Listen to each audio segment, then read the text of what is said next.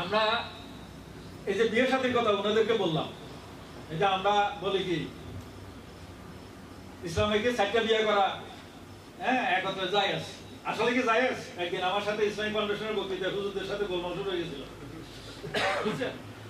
এক কথায় সূরা নিসা আলোচনা হচ্ছে, আমি তো আরবিয়া তো বেশি পারি না, সূরা নিসা পড়া পারি না, আমি কিছু কিছু তো পারি, বা মূল বিষয়গুলা ইসলামী আকীদা, বিশ্বাস, জীবনযাপন, এই মূল বিষয়গুলো আমি কিন্তু পড়ালেখার চেষ্টা করেছি আমি, এবং ওইটাও বিয়ের বিষয়টাও আমি করেছি। তো হুজুরা বলে যাই আছে, আমরা যেগুলো স্যার আপনি কি বলেন, আর 40 জন আলেম ছিল, ইমাম ছিল মসজিদের ইমাম,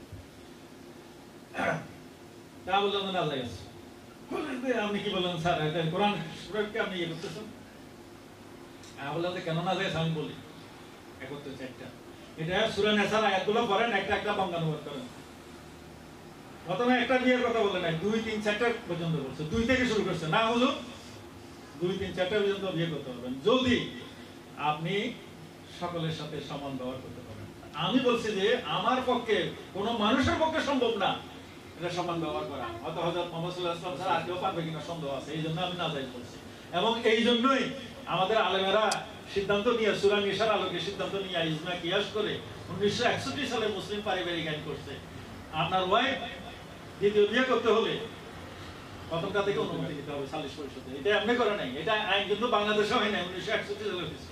এই জন্য হুজুররা আমি বলবো আমাদের মৌলিক আকীদা বিশ্বাসগুলা বলবেন, অর্থাৎ খণ্ডিতভাবে আমরা যাতে মানুষকে ইসলাম না শিখাই, অর্থাৎ না জেনে যাতে ওয়াজ না করি, যে মিজান ভাই যেটা বললেন অনেকে জানি না, না জেনে যাতে আমরা মানে মানুষকে খণ্ডিতভাবে না বলি, তাইলে এটা কিন্তু এই ইসলাম আপনি আরো ক্ষতি করলেন, আল্লাহর কাছে কিন্তু দায়ী হবেন। মানুষের হক, হক কোনটা?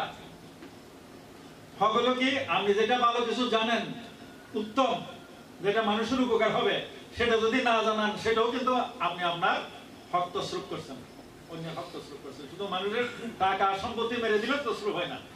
আপনি যদি ভালো একটা কিছু জানেন, সেটাও যদি না বলেন, না জানান, সেটাও কিন্তু অন্যের হক তসরুফ করলেন আপনি। এটা দুটোই কিন্তু আল্লাহর কাছে দায়ী হতে হবে। তুমি ভালো জিনিসটা জানো, একটা সমাজকে সুন্দর পথে নিয়ে যাওয়ার জন্য ইসলামের যে জীবন বিধানগুলো দিয়েছে, সেটা যদি সঠিকভাবে উত্তম রূপে মানুষের কাছে আমরা তুলে না ধরি, তাহলে সেটা আমি অন্যের হক নষ্ট করলাম। এই জন্য যখনই সুযোগ পাওয়া যাবে, আপনার জ্ঞানের মধ্যে যেগুলি আছে মানুষের উপকারে আসে, এগুলো বলার চেষ্টা করতে হবে।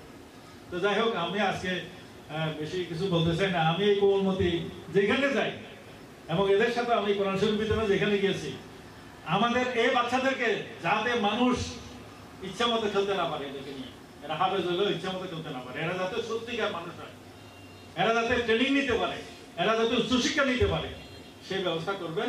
এবং তারা নিজের ভাই শুধু হ্যাফজ হইয়া ওই যে তারাবি নামাজের পরে এত টাকা পাইলাম, সারা জীবন মানুষের পিছনে পিছনে ঘুরলাম, এই সমাজ ইসলামী সমাজ না।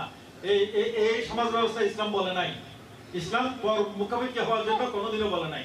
নিজের ভাই এদেরকে দাঁড়ানোর জন্য ব্যবস্থা করতে হবে, তাইলে মিজান ভাই আপনি সত্যিকার কাজ করতে পারবেন, না হলে কিন্তু এটা হবে না। এবং উনি কক্সবাজার যেটা করেছেন বলছেন, সেটাও আমি বলবো যে আপনি এইভাবে ওদেরকে করবেন, নিজের পায়ে দাঁড়ানোর জন্য এই করবেন, তাহলে সত্যিকার অর্থে আমরা মানুষ হতে পারবো। স্বাধীন চেতা মানুষ হতে হলে আরেকজনের উপর নির্ভরশীল।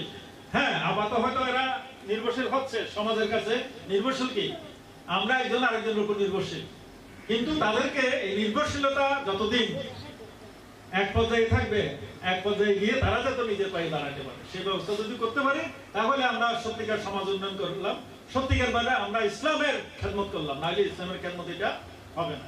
তো যাই হোক, আজকে আল মারকাজুল নুরানী যে মাদ্রাসা এবং ইসলামী রিসার্চ সেন্টার, এটা উদ্বোধন অনুষ্ঠানে এখানে যারা উপস্থিত হয়েছেন এবং মিজান ভাই সহ এটার সাথে যারা জড়িত উদ্যোক্তা যারা আছেন, আপনারা এখানে সাংবাদিক জগতের সবাই এখানে চলে আসছেন, সবাইকে আমি, এবং উনি বোধহয় বগুড়া থেকে আসছেন না হুজুর, আপনি কুমিল্লা থেকে আসছেন, এই আলেম সমাজ যারা এসেছেন সবাইকে আমি ধন্যবাদ কৃতজ্ঞতা জানাই। এবং আমার যদি ভুল ত্রুটি হয়, হুজুর যে বক্তৃতা দিলাম বিয়ে সম্পর্কে, এটা যদি ভুল হয় ক্ষমা সুন্দর দৃষ্টিতে দেখবেন।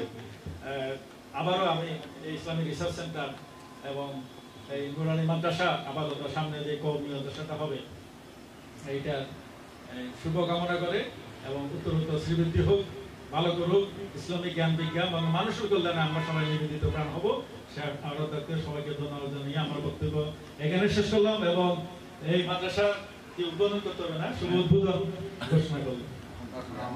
খোদা হাফেজ।